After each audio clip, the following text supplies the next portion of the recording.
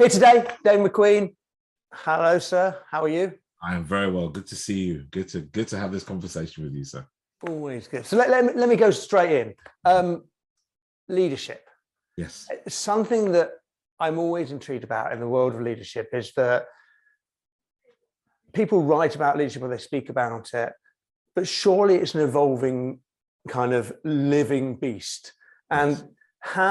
how does a leader who's in situ in a job stay ahead and make sure they are adapting themselves to what leadership really looks like today? So I think it's very context specific. So I'm fortunate enough in the work that I do, it allows me to work with clients globally.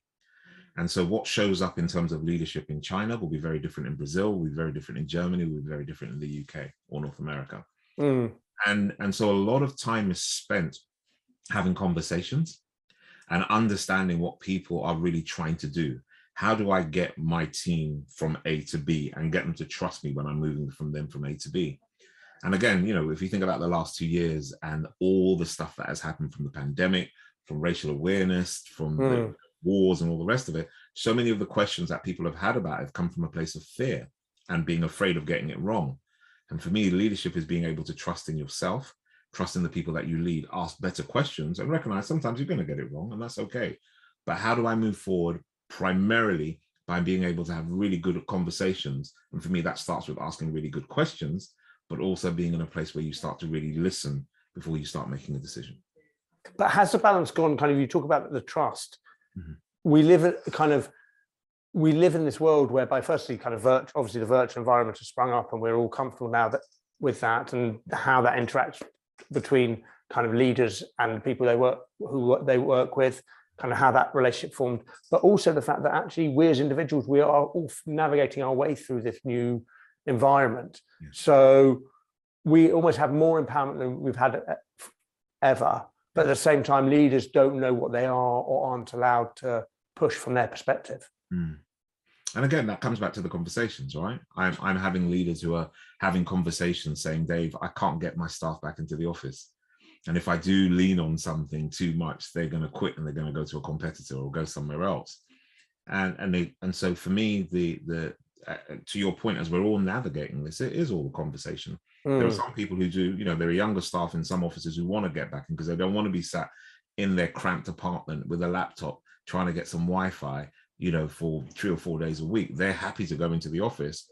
Some of the older staff as well, who are used to routine, putting on a suit and a dress and tie, getting on the train and getting stuck on a steamy central line or Jubilee, they want to go back because they want that routine, they want that breakage. Others don't.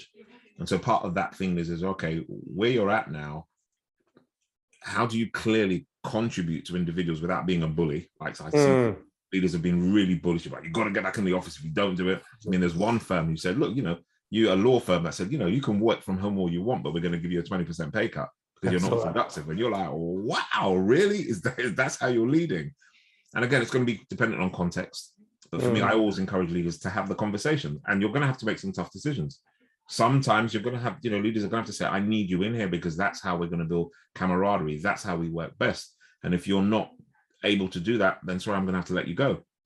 Others are going to be a bit more accommodating and start to have those, conversations around, how can we be flexible around this? How can we do this better where we all win? So I definitely think that, as I said at the beginning, it's very much context specific. We're all learning. And I think the big thing here, Nick, is letting go of certainty. Okay, people always want to letting go a bit of that certainty because we've got no idea, right? You can work with what we've got, but let go a bit of the certainty. But how does a leader who historically has been the person who should know kind of in their head where they're going, how do you let go? How do you turn around and say, I'm comfortable showing vulnerability and I'm comfortable going into a meeting with my staff knowing that I don't really know where I want to go to with this? Okay. So the thing I found, and it's very true, most leaders don't know where they want to go, right? They can give it all the large, and this year we're going to have this project and we're going to be projected, and this is all the stuff that we're going to have. 2020 and 21 showed us you can say that all you want. The world is going to come and slap you upside the head, and you are going to have to, your disaster recovery plan isn't ready for that. If you think about it, no one thought that that Russia was going to invade Ukraine.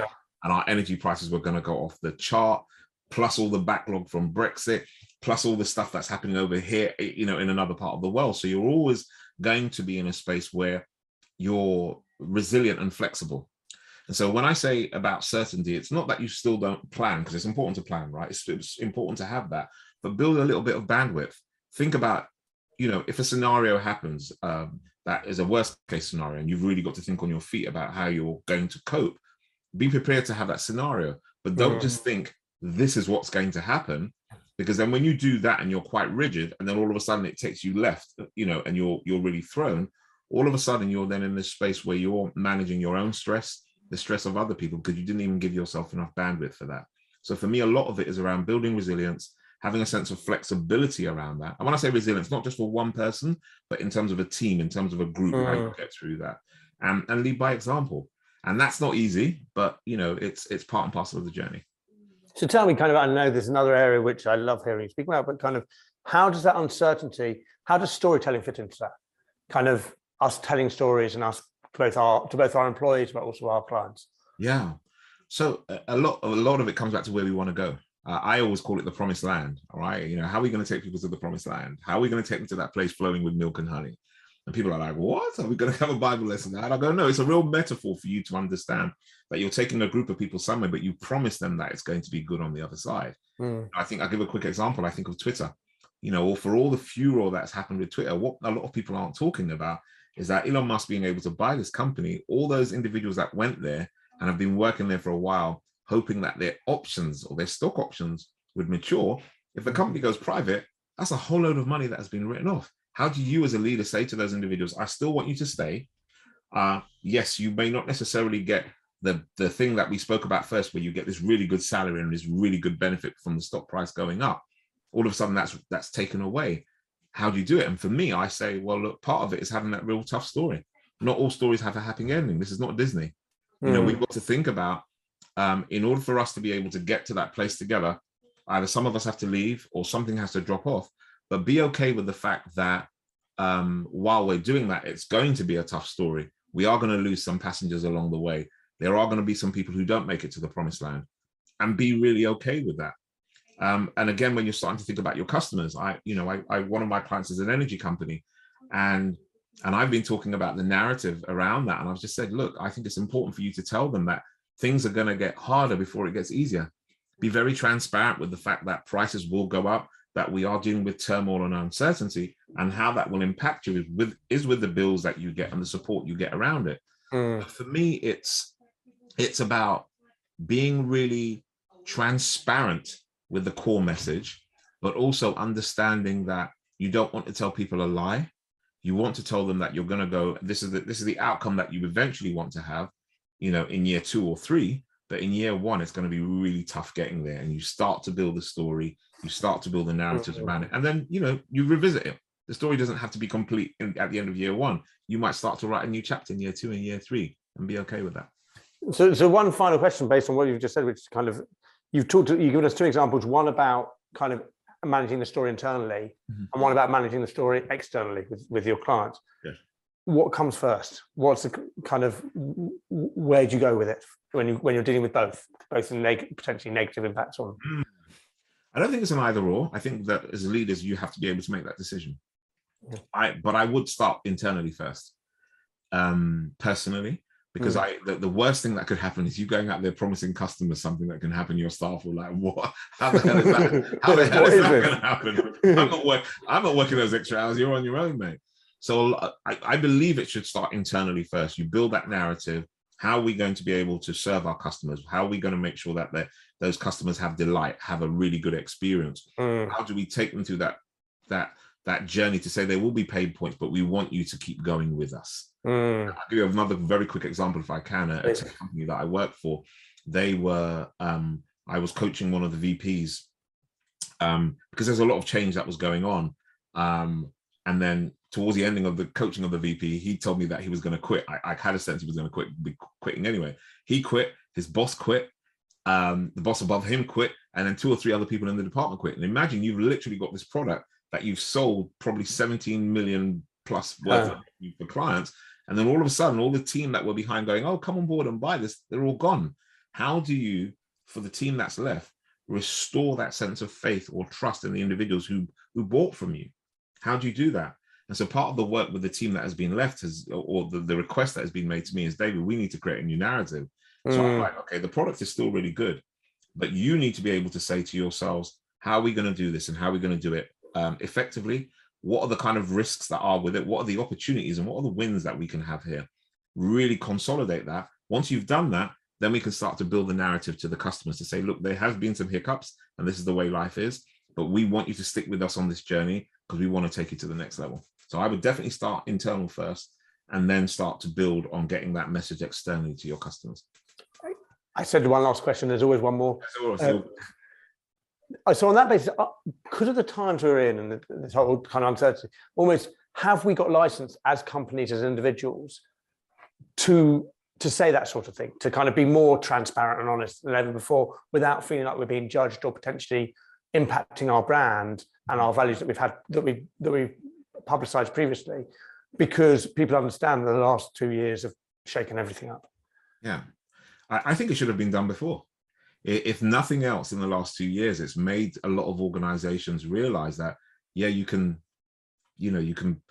teeter as close to the border of BS as possible, but you really need to be able to try and be as authentic and truth-telling as you can. I was talking about the energy company who was a client. One of the things they did before this kicked off is they said to people, look, our prices are more expensive. But let's just be really clear. You don't have to come with us, but our prices are more expensive, but we will assure you that you're going to get your energy and your electricity, blah, blah, blah, blah, blah. Energy crisis kicks off. 3 or 4 companies go to the wall. All those clients end up going to the same company. Again, they say, look, we're going to make it really clear. We're not the cheapest. Okay. We will support you, but we are really taking, this is our full cost. And this, if you're going to go on this journey with us. And some people may not like that, but for me, that's brilliant because they're not lying. They're giving you the truth. It's not like, sometimes you can go somewhere and you go, oh, that's £5. But then you click something, you got to add an extra 2 and then another 1. And by the time you get to it, it's 10 quid. You might as well have gone with the 9.99 you want to begin with. So that clarity for me and the fact that there is a lot of uncertainty is not being afraid to speak to that truth. Because here's the thing, if you're vulnerable, and not vulnerable in the sense of just being weak and people can walk over you, but vulnerable to the extent to say, oh, we're still working this out, or we may have got it wrong and we're building on it, it builds trust. People will trust you. People don't want to have somebody who's absolutely perfect for them to fall. They'd rather know, okay, there's a bit of a flaw and I can give you some bandwidth, and that's okay. Dave, before I ask another question, because I can't help myself, I think that's a really nice place to stop. Thank you so much for your time today, and have a great, lovely day. Thank you very much.